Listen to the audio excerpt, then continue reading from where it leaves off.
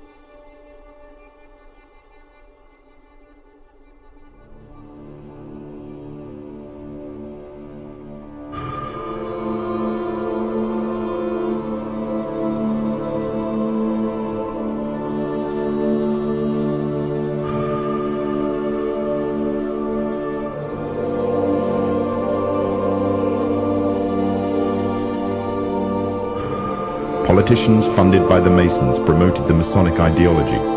The secret lodges of the Masons were open to members of the French army. High-ranking officers and generals were indoctrinated to the Freemasons' way of thinking.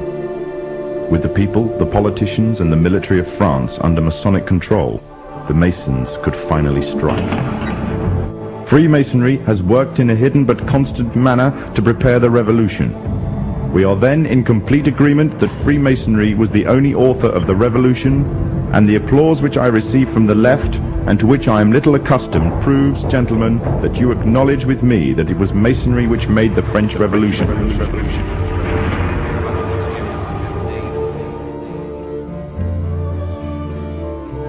When the so-called founding fathers of America landed on Plymouth Rock, not only did they bring with them disfranchised people, they also brought the Freemasonic elements of Europe. The injustices which the fathers of America were escaping from in Europe was also to be found in the new land, in the form of a tyrannical British regime. In order to gain complete dominance of the new state, the Masons used the same methods to gain control of France.